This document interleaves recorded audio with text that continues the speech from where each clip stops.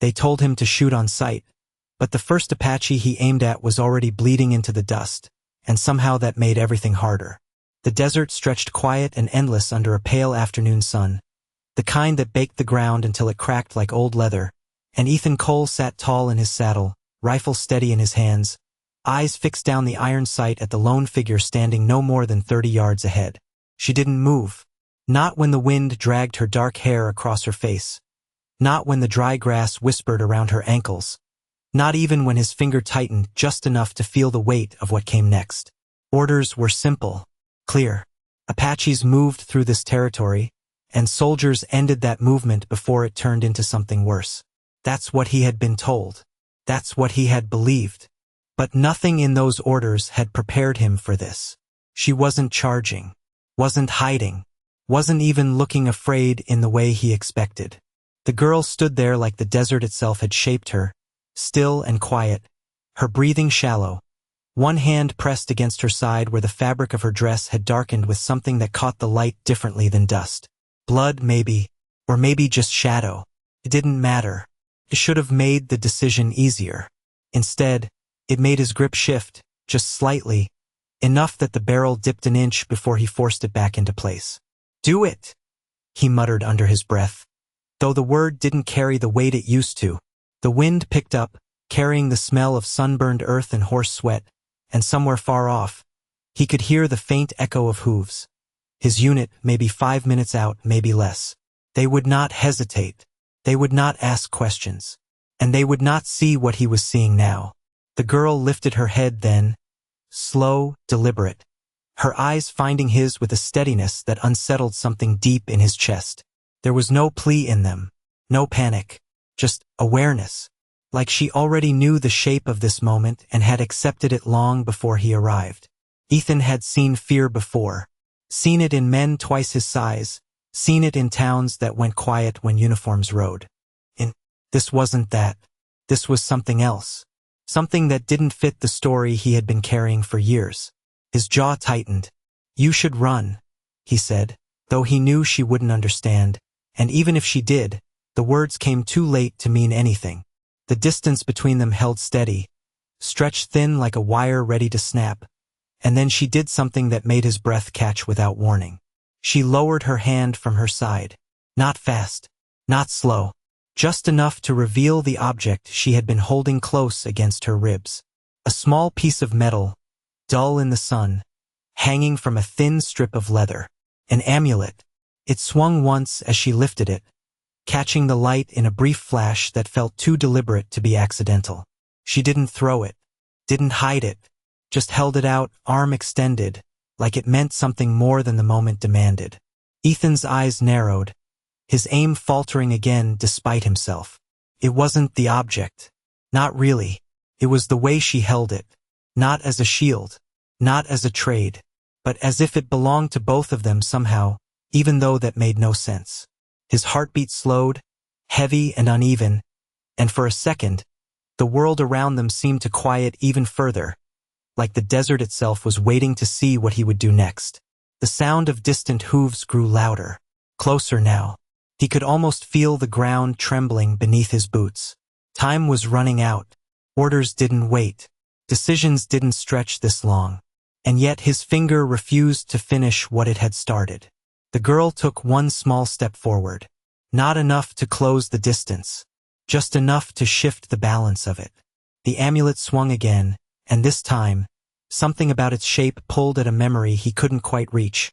Something buried under years of dust and discipline and things he had chosen not to question.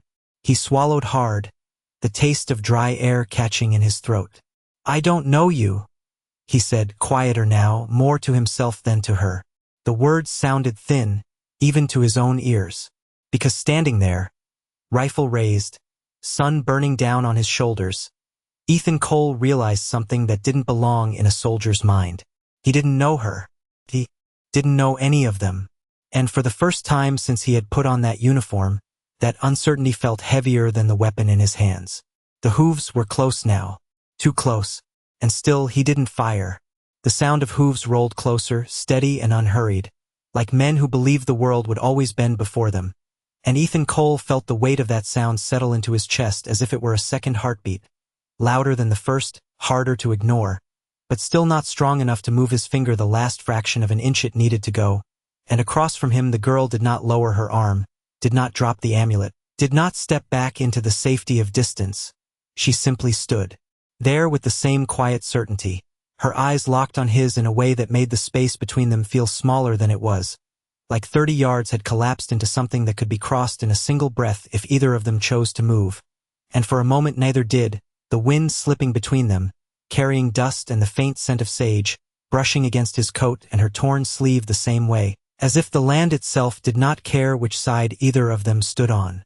And that thought settled wrong inside him, because everything he had been taught depended on the opposite being true, depended on lines that were clear and solid and easy to follow, and yet here they were, standing on the same ground, breathing the same air, neither one of them fitting into the story he had been given. "You need to go," he said again, louder this time, the words rough against his throat, but she did not move. Instead her grip on the amulet tightened slightly, just enough for the leather cord to pull taut between her fingers, and then she spoke, her voice low and careful, each word shaped like it had been learned from someone who mattered. "You are not ready?" she said, and the accent was there, soft but unmistakable. Yet the meaning came through clear enough to stop him colder than any command ever had. His brow tightening as he tried to understand what she meant. Not ready for what, not ready for who. But before he could ask, before he could even lower the rifle to give the question room to exist, the ridge behind him came alive with movement, silhouettes cutting across the pale sky, rifles raised, voices calling out orders that echoed down into the basin like stones dropped into still water, and the moment shattered, clean and final, the kind of break that could not be undone. Ethan's shoulders stiffened, instinct snapping back into place, training rising up like a wall he had leaned on for years, and he knew what would happen next if he did nothing. He knew how quickly the men behind him would see what he saw and decide it did not matter, because they would not see the amulet, would not hear the quiet in her voice, would not feel the hesitation that had rooted him in place. They would see a target and they would act, simple as that, and suddenly the choice he had been avoiding was no longer something he could delay. It was standing right in front of him, breathing, waiting, and the girl seemed to understand. That too, because her gaze flicked past him just once, toward the ridge, then back to his face, and in that brief glance there was no fear, only a kind of urgency that felt different from panic, more controlled, more deliberate, like she had been here before in some way he could not see. "Come," she said, the word quiet but firm, and before he could question it she turned, not running, not stumbling despite the way she had been holding her side, but moving with a steady pace toward a narrow cut. In the rocks to the east, a place he had passed without noticing, just another shadow in a landscape full of them, and for a heartbeat he stayed where he was, rifle still raised, the voices behind him growing sharper, closer, calling his name now, demanding an answer he had not given. And then something inside him shifted, small but final, like a latch giving way, and he lowered the rifle, just enough to break the line between them, just enough to choose, and followed, his boots hitting the dry ground with a sound that felt louder than it should, each step pulling him further from the certainty he had known and deeper into something he could not yet name. The rocks closed around them as they reached the narrow passage, the light dimming, the heat easing slightly as shadow took hold, and she did not slow, did not look back to see if he would keep up, as if she already knew he would, and that certainty unsettled him more than anything else, because it meant the decision he thought he had just made had been seen before he ever understood it himself. The passage twisted once, then again, opening into a shallow hollow carved by time and wind. Hidden from the ridge, hidden from the eyes that still searched for them, and only then did she stop, her hand dropping from the amulet at last as she leaned lightly against the stone. Her breathing finally showing the strain she had been holding back, and Ethan stood a few feet away, the rifle hanging useless at his side, the world outside reduced to distant voices and fading hoofbeats, and in the quiet that followed he realized something that settled deeper than any order ever had. He had stepped away from one path, and there was no clear way back to it anymore. The hollow held a different kind of silence, not the wide open quiet of the desert but something closer, more contained, like the air itself was listening, and Ethan Cole stood there with his back half turned to the narrow passage, his eyes still adjusting to the softer light while the echoes of his name being called faded into nothing beyond the stone walls. and for the first time since he had followed her, he allowed himself to breathe without measuring the sound, slow and careful, as if even that might give something away, and across from him she did not speak right away, did not rush to explain or thank him or even acknowledge what he had just done. She simply rested her shoulder against the rock, her hand returning to her side where the fabric was darkened, her fingers pressing lightly as if to remind herself of the boundary between strength and pain, and the amulet now hung free again, swaying gently with each shallow breath she took, catching what little light filtered down into the hollow, and Ethan found his gaze drawn to it despite himself, to the way it moved, to the way it seemed out of place and yet completely certain of where it belonged. "You knew I would follow," he said finally, his voice lower now, less certain than before, and she lifted her eyes to him, studying him in that same steady way that made him feel like he was being measured against something he could not see. "I hoped," she answered, and the difference between the two words settled between them, small but important, because hope did not demand, it waited, and something about that made the weight of his choice feel heavier than it had a moment ago. He shifted his stance, the rifle still in his hand but no longer held like a tool, more like something he had forgotten how to use. "They will search," he said, glancing back toward the passage as if he could still see through the turns and shadows. "They will not stop." And she nodded once, not surprised, not afraid, just acknowledging a truth that had already been accounted for. "Then we do not stay," she said, pushing herself gently away from the rock, the movement controlled, careful. But there was a slight catch in her breath that she could not fully hide, and Ethan noticed it.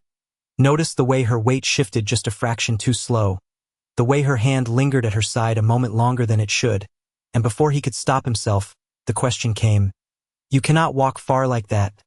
And for the first time something flickered across her expression, not weakness, not quite, but something closer to irritation, like she had no patience for being seen in that way. "I can walk as far as I need," she replied, and there was steel in her voice now, quiet but firm, and it reminded him of something he had seen before in men who refused to give ground even when the world pressed in on them. And yet this felt different, less about pride and more about purpose, like every step she took already had a direction that did not allow for stopping. He hesitated, then lowered the rifle completely, letting it rest against his leg. "Where are you going?" he asked, and she looked at him for a long moment before answering, as if deciding how much of the truth he was meant to hear. "Away from them," she said, then after a beat, "and toward something they should not find." And the words settled into him with a quiet weight, because they did not sound like fear, they sounded like responsibility, and his eyes moved again to the amulet, to the way it rested against her chest now, still but present, and that pull returned, stronger this time, not a memory exactly, but the edge of one, something just out of reach. "That thing," he said, nodding toward it. "What is it?" And her hand moved instinctively, covering it, not hiding it completely, but protecting it in a way that made the answer clear. Even before she spoke, "It is not yours," she said, and there was no anger in it, only certainty, and for a moment he almost laughed, not because it was funny, but because something about the way she said it felt familiar, like a line drawn in the sand that he had stepped over without realizing. "I did not say it was," he replied, but the words felt thin, and they both knew it. The silence that followed stretched just long enough to become something else, something that did not need to be. Filled and outside, far beyond the stone. The last of the hoofbeats faded into the distance, leaving only the wind again, moving through the narrow passage with a low, steady sound, and Ethan realized that the world he had stepped away from was already moving on without him, already reshaping itself around the absence he had left behind, and in that moment, standing in the shadow of the rocks with a stranger who should have been his enemy. He understood something he could not yet explain. The path ahead was not just unknown, it was something he would have to choose again with every step he took, and for reasons he did not fully trust, he stayed where he was, waiting to see which way she would go next. She moved first, not with urgency but with intention, stepping past him toward the narrow exit of the hollow as if the path ahead had already been decided long before he entered her story. And Ethan Cole hesitated only a second before following, the sound of his boots against the stones softer now, more careful, like he had begun to understand that noise carried weight out here. And as they slipped back into the passage, the light shifted again. Thin lines of sun cutting through the cracks. Above, painting moving patterns across the rock walls and across her face as she walked, and for a moment he noticed how steady her steps remained despite the strain she carried, each movement measured, controlled, refusing to show more than she allowed. And that control unsettled him in a way he could not name because it did not match the image he had been taught to expect. "You said toward something." He spoke after a few yards, his voice low so it would not echo beyond the stone. "What is it?" And she did not answer right away, her gaze fixed ahead, scanning the turns and shadows as if the land itself might change shape if she did not pay attention. And when she finally spoke it was without turning. "A place they do not know," she said. And the way she said it made it sound less like a destination and more like a promise. Something held quietly between those who understood it and invisible to everyone else. Ethan frowned slightly, trying to place it, trying to fit it into something. That made sense to him, but it did not, and that frustration lingered just beneath the surface. "You think they will not find it?" he pressed, and this time she slowed, just a fraction, enough for him to catch the shift in her posture before she answered. "I know they will not," she said, and there was no doubt in it, no hesitation, just the kind of certainty that did not need proof, and he found himself wondering where that certainty came from, what she had seen or learned that allowed her to carry it so easily. The passage opened gradually, widening into a stretch of uneven ground scattered with low brush and broken stone. The desert returning in pieces, and the wind found them again, stronger here, tugging at his coat and lifting strands of her hair as it moved through, carrying the distant scent of something cooler, maybe water far off, maybe just the memory of it, and she angled slightly to the north without pausing, her direction set, her pace steady, and Ethan followed, though. Each step now felt like it pulled him further from the man he had been that morning. The man who would have seen this moment as simple, as clear as something already decided. "If they catch us," he said after a while, the words forming before he could stop them. "It will not end the way you think?" And she glanced at him then, briefly, her eyes narrowing just enough to show that she understood more than he expected. "It will not end the way you think either?" she replied, and something in the way she said it made him realize that whatever outcome he imagined, she had already considered it and moved past it. The silence returned after that, stretching between them as the ground shifted. Underfoot, soft sand giving way to harder packed earth, the sun beginning its slow drop toward the horizon, casting longer shadows that followed them like quiet witnesses, and with each step Ethan became more aware of the absence behind him. No voices now, no hoofbeats, just the wind and the rhythm of their movement, and it struck him then how quickly a life could change direction without a single loud moment to mark it, just a series of small choices that added up to something irreversible. He glanced again at the amulet as it rested against her chest, the way it seemed to belong there, and the question rose again, stronger this time, not just curiosity but something deeper, something tied to that faint edge of memory he still could not reach. "Someone gave that to you?" he said, more statement than question, and her hand moved to it again, slower now, thoughtful rather than defensive. "Yes," she answered, and for the first time her voice softened, not weaker, just different, like the word carried weight she did not show with anything else. "A long time ago." And Ethan felt that answer settle into him, not as an explanation but as an opening, a door that had not yet been fully revealed, and before he could ask more she continued walking, her pace unchanged, her direction certain, leaving him to follow with the question still unfinished, the sun dipping lower, the light turning gold across the open land, and in that quiet, with nothing but the wind and the sound of their steps, Ethan Cole understood one thing clearly: whatever lay ahead was no longer about orders or enemies. It was about something he had not yet learned how to name, and for reasons he still did not trust, he kept walking beside her instead of turning back.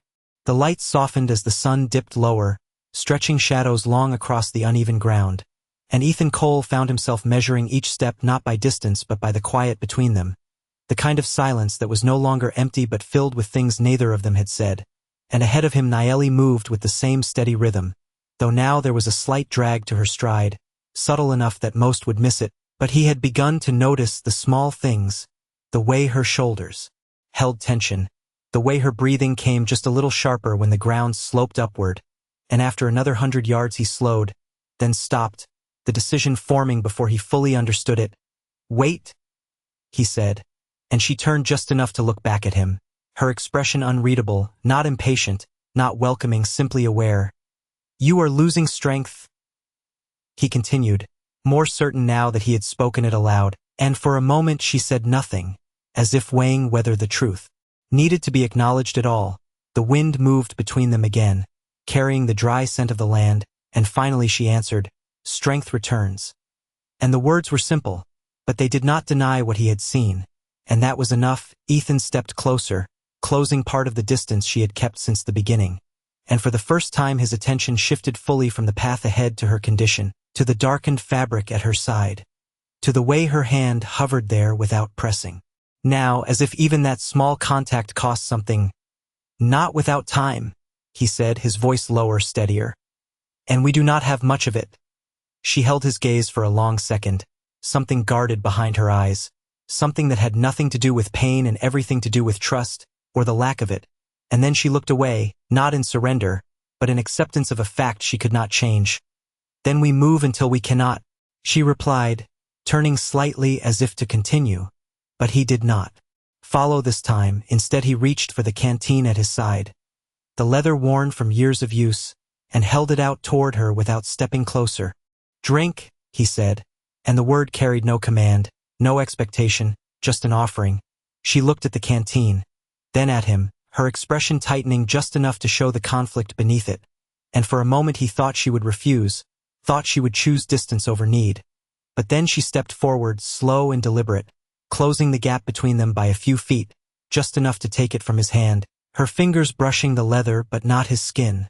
Careful even in that small movement, she lifted it, drank only a little, then lowered it again, her grip steady despite the tremor that had begun to show in her arm, and when she handed it back their eyes met again, closer now, clearer, and something passed between them that had not been there before.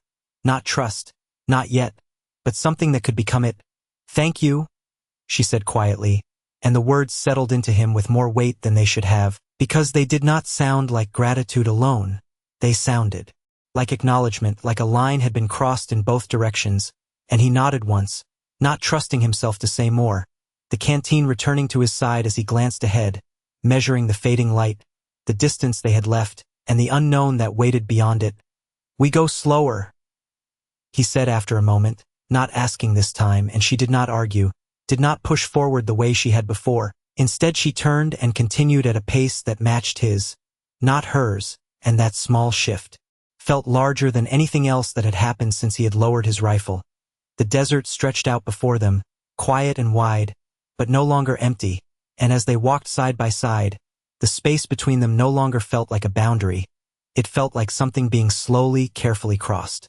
The temperature dropped as the sun slipped closer to the horizon, the heat of the day draining out of the ground and leaving behind a quiet chill that settled into Ethan Cole's bones with a slow, steady certainty. And he could feel the difference in her steps now more clearly than before. Not just the slight drag but the pauses between them, the moments where her body asked for more than she allowed it to take, and still she did not stop, did not ask, did not even look at him as if expecting anything further. And that, more than anything, made him uneasy, because he had seen men push themselves before, had seen stubbornness mistaken for strength. But this felt different.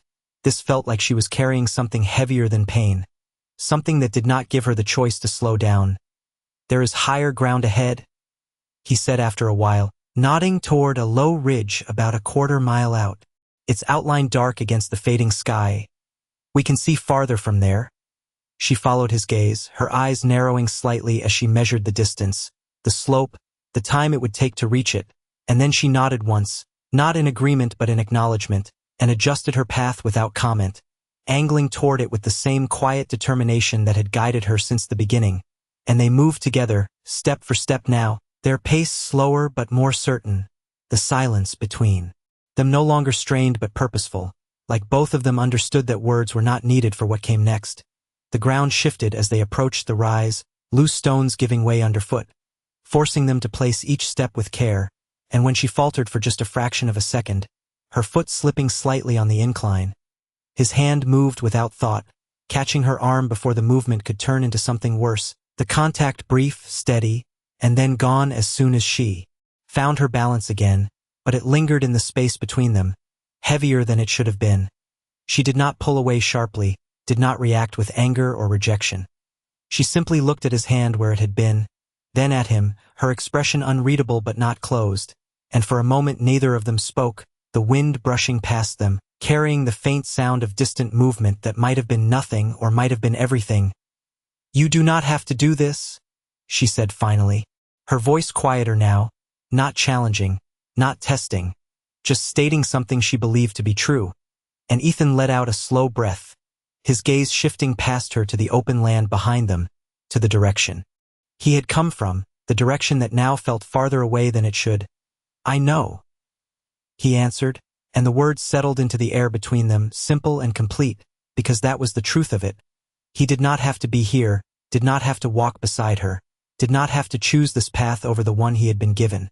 And yet he was, and neither of them needed more explanation than that. They reached the top of the ridge just as the last light stretched thin across the horizon.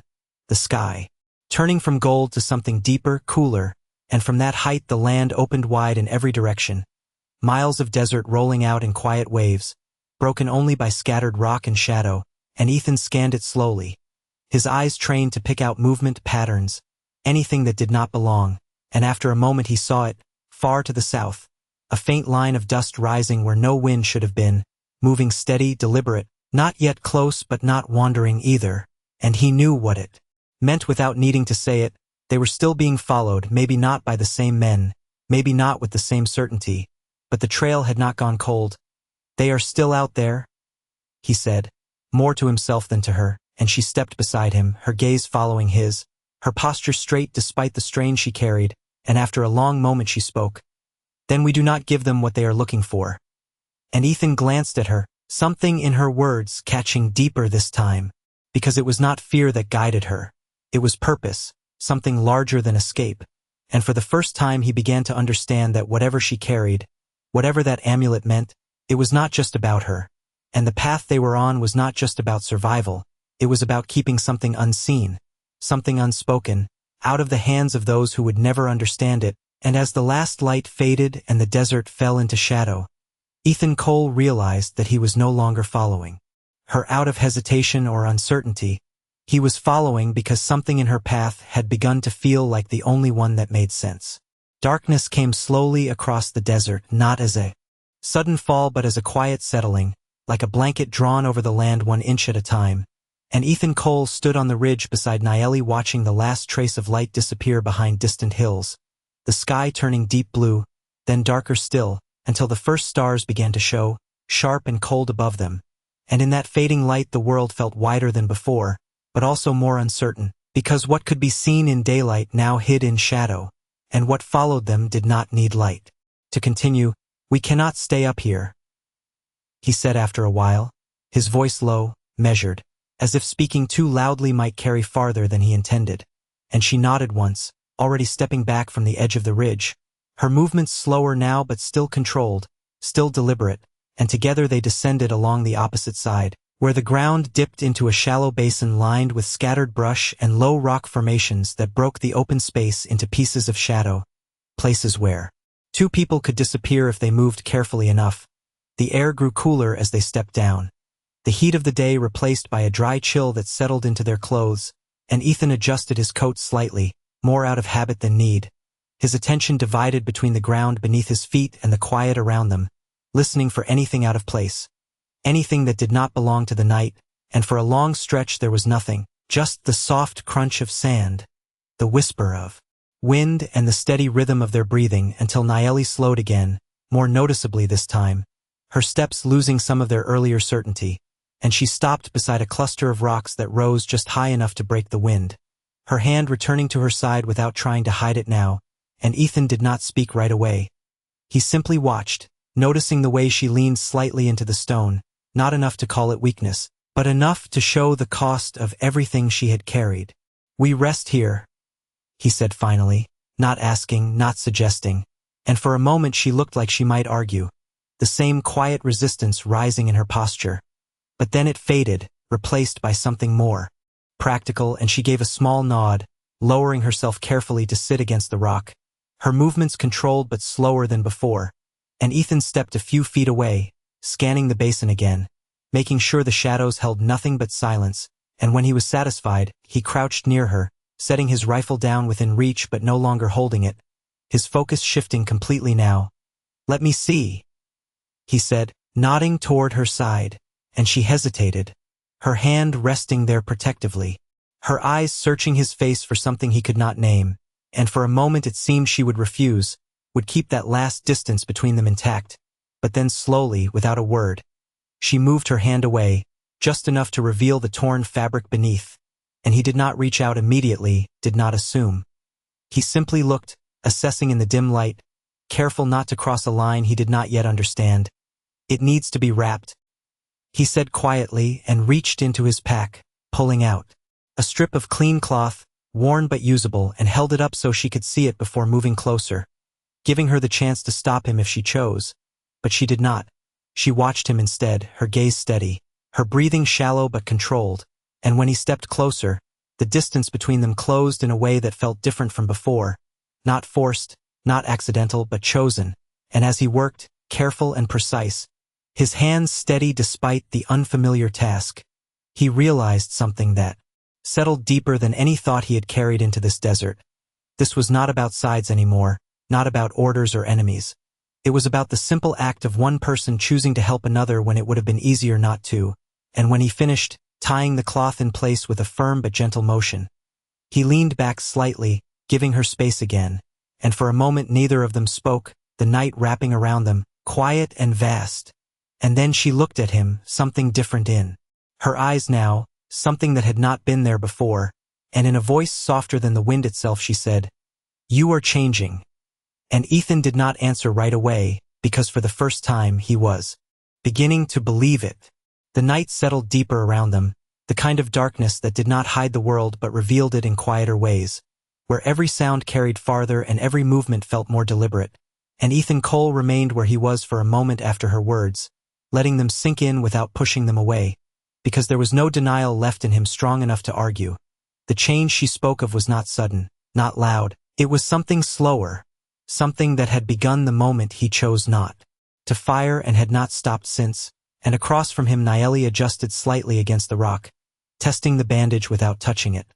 Her breathing more even now, though still shallow, and for the first time since they had stopped she allowed her shoulders to lower just a fraction, as if the weight she carried had shifted, not gone, but shared. The wind moved softly through the basin, brushing against the rocks and carrying with it the faint rustle of dry grass, a sound so ordinary it almost disappeared, and yet Ethan found himself listening to it with more attention than he ever had before, because out here, in the space between danger and silence, the smallest things mattered.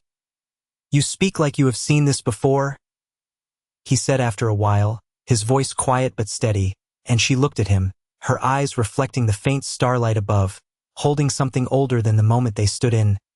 "Not this," she answered, "but something like it," and there was a distance in her tone now, not from him, but from the present, like her thoughts had stepped back into another time, another place, and Ethan did not interrupt, did not press, he simply waited, sensing that whatever came next was not something she gave easily. "My grandmother," she continued after a moment, her voice softer now, carrying a different kind of weight. "She told me stories about men who wore your coat." Her eyes moved briefly to the fabric of his uniform, then back to his face. "Some brought fear," she said. "Some brought silence," and she paused, just long enough for the space between those words to settle. "And once, one brought water."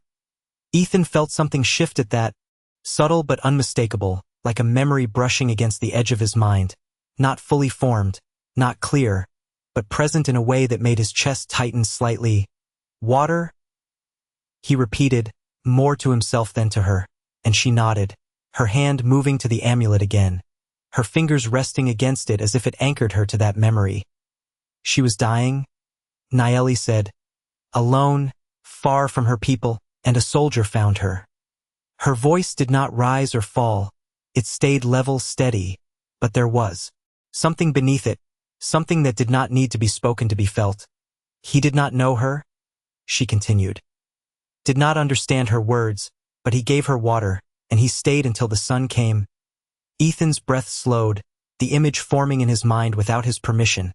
A man in a uniform, standing in a place like this, making a choice no one would see, no one would reward, and yet making it anyway.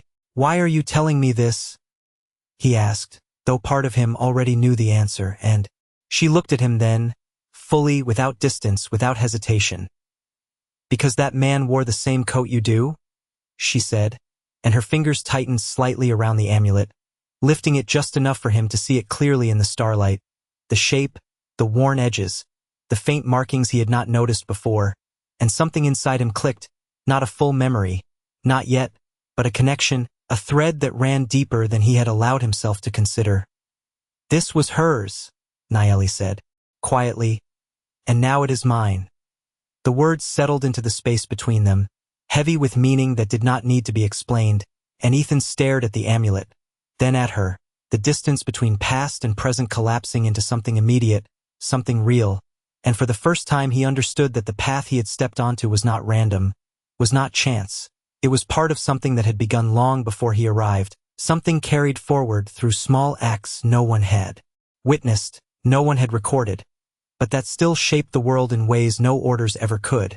And as the wind moved again through the basin, soft and steady, Ethan Cole realized that the change she saw in him was not something new, it was something that had always been possible, waiting for the moment he chose to see it.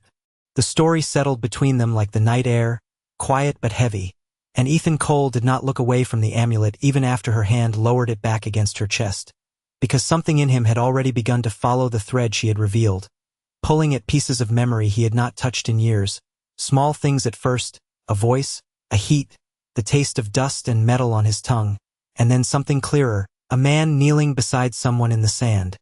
A canteen tipped carefully, hands steady despite exhaustion, and Ethan felt his jaw tighten as the image sharpened, not fully his own, but close enough to recognize.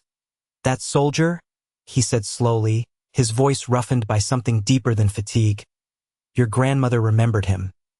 And Nayeli watched him without interrupting, her expression steady, as if she had been waiting for this moment to come on its own. "She remembered what he did," she answered, and the distinction mattered. Not who he was, not where he came from, only the act itself, and Ethan let out a slow breath, his eyes shifting away from the amulet to the open darkness beyond the rocks, as if the answer might be written somewhere out there. "Most men would not have stayed," he said, and the words felt strange even as he spoke them, because he knew that once, he would have agreed without question, would have said it was not their duty, not their concern. But now the thought sat differently, heavier, harder to accept. "Most men do not," Nayeli replied, and there was no judgment in it, just truth, the kind that did not need to be softened, and the silence returned for a moment, stretching long enough for the weight of it to settle fully between them, before Ethan spoke again, more quietly this time. "And you think that matters now?" he asked, not challenging, but trying to understand the path she was walking, the reason she carried something so small with such purpose, and she met his gaze directly, without hesitation. "It matters, because it was not expected," she said, "and because no one saw it." Her fingers brushed lightly against the amulet as she spoke. But it still changed something. Ethan felt that land deeper than anything else she had said, because it spoke to something he had not been able to name until now, the idea that what they were doing, what he had chosen, did not need to be witnessed to matter, did not need to be recorded or rewarded, it simply needed to be done, and that realization sat in his chest with a quiet weight, steady and undeniable. "You carry that," he said, nodding toward the amulet. "To remember him." And she shook her head slightly, a small movement but deliberate. "Not just him," she said. "I carry it to remember the choice." And that word lingered in the air, simple but precise, and Ethan understood then that it was not about one moment or one man. It was about what that moment represented, the ability to step outside what was expected and do something different, something better, and he let that settle, his gaze dropping briefly to his own hands, still marked by dust and effort, the same hands that had held a rifle steady earlier that day, the same hands that had chosen not to use it, and for a long moment he said nothing, because there was nothing left to argue, nothing left to defend, only the quiet acknowledgement of where he stood now, and where he had come from. The wind shifted again, cooler now, carrying the deeper silence of night across the basin, and somewhere far off, beyond what they could see, there was movement, faint but present, a reminder that the world outside this moment had not stopped, had not forgotten them, and Ethan lifted his head slightly, listening, his instincts returning not as commands but as awareness. "They will close the distance by morning," he said, his voice steady again, but different now, grounded in something more than orders, and Nayeli nodded once, already understanding, already preparing. "Then we move before the sun rises," she replied, and Ethan looked at her, at the quiet strength in her posture, at the way she carried both pain and purpose without letting either define her, and for the first time, he did not see an enemy, did not see a stranger. He saw someone walking a path he had only just begun to understand, and without another word, he reached for his canteen again, offering it once more, not out of obligation, but because it was the simplest way to say what no longer needed to be explained. They did not sleep, not in the way most people would understand it. There was no laying down, no closing of eyes without thought, only a quiet stillness where each of them rested just enough to keep moving when the time came, and Ethan Cole remained seated with his back against the rock, his rifle across his knees, his gaze shifting between the darkness ahead and the faint outline of Nayeli a few feet away, her posture upright despite the hours, her breathing slower now but still measured, controlled, and the night passed in fragments, broken by the wind, by distant sounds that never came close enough to define, and by thoughts he could not quiet, not anymore, because once they had begun to change, they did not return to what they had been. And when the first hint of dawn touched the horizon, a thin line of pale gray stretching across the land, Ethan was already on his feet, already watching the distance as if expecting the world to answer something it had not yet asked. "It is time," Nayeli said softly, and he nodded without looking back, the words aligning with what he already knew. They could not wait for the sun, could not give the day a chance to reveal them, and they moved quickly, their steps quiet against the cold ground, leaving the shelter of the rocks behind as they angled toward the narrow stretch of land that cut between two low ridges, a place where the terrain folded just enough to hide movement from a distance, and the air felt different now, sharper, carrying the promise of heat that would come later but holding on to the chill for a little while longer, and Ethan found himself glancing back once, just once, toward the direction they had come from, and in the faint light he saw it, clearer now than before, the distant shapes moving along the ridge line, small but steady, following a path that led toward where they had been, not where they were going, and that difference mattered more than anything else. "They are close," he said quietly, not out of fear but out of awareness, and Nayeli did not slow, did not turn to look. She simply continued forward, her focus fixed ahead. "Then we stay ahead," she replied, and the simplicity of it grounded him in a way he had not expected, because it stripped the moment down to what it was.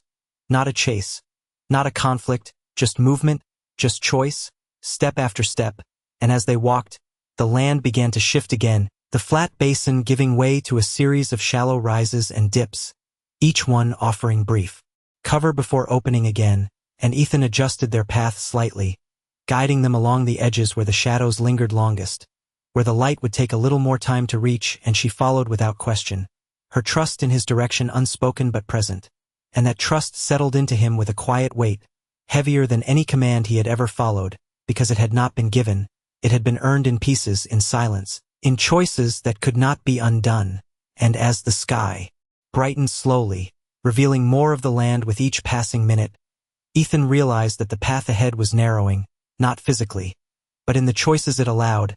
There would come a point where they could not simply move forward, where something would demand more than distance, more than quiet steps and careful direction, and he felt that moment approaching without knowing exactly when it would arrive, only that it would, and beside him Nayeli walked with the same steady determination, the amulet resting against her chest, unmoving now, as if it had already found its place in what was coming next, and the sun began to rise behind them, casting long shadows ahead, stretching their figures across the ground as they moved, two shapes bound not by order or duty, but by something far more fragile and far more difficult to define, the choice to continue together when it would have been easier to walk alone. The sun climbed higher behind them, slow but relentless, and with it the shadows that had once protected them began to shrink, pulling back inch by inch until the land lay open and exposed. And Ethan Cole could feel the change not just in the light but in the air itself, the cool edge of morning fading into something sharper, something that would soon burn, and ahead the narrow stretch he had guided them through began to flatten, opening into a wide expanse with only scattered rock and low brush to break the line of sight, and he slowed without meaning to, his eyes scanning the distance, measuring what little cover remained and how quickly it would disappear. "This way ends soon," he said, more to himself than to her, and Nayeli stopped beside him, her breathing steady but still careful, her strength holding for now, and she followed his gaze across the open ground, her expression unchanged, as if she had already accepted what came next. "Then we choose another way," she said, and her voice carried that same quiet certainty he had come to recognize, not stubborn, not blind, but grounded in something deeper than fear, and Ethan let out a slow breath, his mind working through the options, the terrain, the distance between them and those who followed, and then he saw it, not ahead, but behind, a faint glint catching the rising light along the ridge they had left, movement now clearer than before, shapes resolving into riders spaced wide but aligned, not rushing, not uncertain, just closing the distance with patience. And he felt the moment shift, subtle but final, like a door closing somewhere behind them.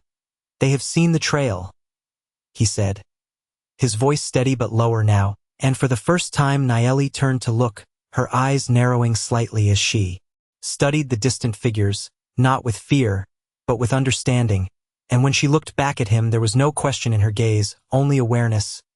"Then we stop running?" she said, and the words landed heavier than anything she had spoken before, because they did not carry defeat, they carried decision, and Ethan felt something tighten in his chest, not resistance, not refusal, but the weight of what that choice meant. He looked at her, really looked this time at the steadiness in her stance despite the strain, at the amulet resting against her chest, at the quiet resolve that had not wavered since the moment he met her, and he understood. This was the point he had sensed coming, the place where movement alone would not be enough, where something more would be asked of him, something that could not be undone once given. "There is no cover out there?" he said, nodding toward the open ground ahead. "And if we turn back we walk into them?" And she listened without interrupting, then stepped forward, just enough to close the distance between them again. "I do not need cover," she said softly. "I need time," and he frowned slightly, the words not fitting into the logic he had been following. "Time for what?" he asked, and she reached for the amulet, lifting it just slightly, her fingers tightening around it as if it carried more than memory, more than meaning. "To finish what was started," she said, and something in the way she spoke made it clear that this path had always led here, that everything before had been movement toward this moment, not away from something else, and Ethan's gaze dropped to the amulet, then lifted back to her face, searching for hesitation, for doubt, for anything that might allow him to argue. But there was none, only that same quiet certainty, and he realized then that the choice before him was not about escape, not anymore. It was about whether he would stand with her when standing carried more risk than running ever had, and the riders behind them continued to move, closer now, their shapes more defined against the rising light, and the distance between past and present narrowed into something immediate, something that demanded an answer, and Ethan Cole drew in a slow breath, feeling the weight of his rifle at his side, the weight of his uniform on his shoulders, and the weight of everything he had believed before this moment. And then he stepped forward, not away, not back, but beside her, and in that simple movement, the decision was made without another word. The distance between them and the riders closed slowly, not in a rush, not with urgency, but with the steady confidence of men who believed the outcome had already been decided. And Ethan Cole stood beside Nayeli in the open stretch of land, the rising sun casting long light across the ground, turning everything sharp and clear, leaving no place to hide, and yet neither of them moved to seek cover, neither of them stepped back into shadow, because that moment had already passed, and what stood before them now required something else entirely, something quieter and far more final.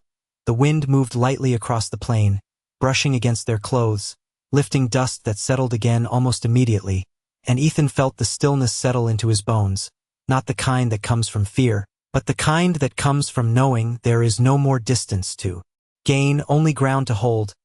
They will expect me to step aside, he said after a moment, his voice calm, almost distant, and Nayeli did not look at him right away, her gaze fixed forward, watching the figures approach. "And will you?" she asked, not as a challenge, not as a demand, but as a question that only he could answer, and Ethan let out a slow breath, his hand resting lightly against the side of his rifle without lifting it. "No," he said, and the word carried no force, no resistance, only certainty, the kind that did not need to be proven, and beside him Nayeli nodded once, accepting the answer without surprise, as if it had already been decided somewhere beyond this moment.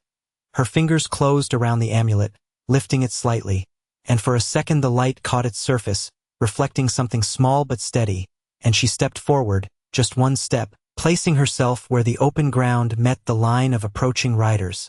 Not blocking them, not confronting them, simply standing, and Ethan felt the weight of that movement settle deeper than anything before, because it was not an act of defiance, it was an act of purpose, and he stepped with her, matching her position without hesitation. The two of them now a single point in the wide expanse, and the riders slowed as they drew closer, their formation shifting slightly, not breaking but adjusting, as if the unexpected presence of stillness had changed the shape of what they anticipated. And for a long moment nothing happened, no voices called out, no commands broke the air, only the distance narrowing, the sound of hooves softer now as they eased their pace, and Ethan held his ground, his posture steady, his gaze level, not challenging, not yielding, simply present, and in that silence something changed, subtle but undeniable. The certainty that had driven the riders began to thin, not disappear, but lose its edge, because what stood before them did not match what they had been following. It was not flight, not fear. It was something they could not easily define, and Nayeli raised the amulet slightly, not high, not for display, but enough that it was visible, enough that it carried its own quiet meaning, and she spoke, her voice clear but soft, the words carried by the wind rather than forced through it. And Ethan did not understand the language, not fully, but he understood the tone, the intention, the weight behind it. It was not a plea, not a warning, it was something else, something older, something that did not ask for permission, and the riders came to a stop several yards away, the distance between them now held not by terrain, but by choice, and for a moment the world felt suspended, balanced on something unseen, and Ethan realized that this was what she had meant, not escape, not survival, but completion, the act that would carry something forward beyond this moment, beyond this place, and he stood there beside her, saying nothing, doing nothing more than remaining where he had chosen to be, and in that stillness, the line between what had been and what would come next began to shift, quietly, without force, but with a certainty that could not be undone.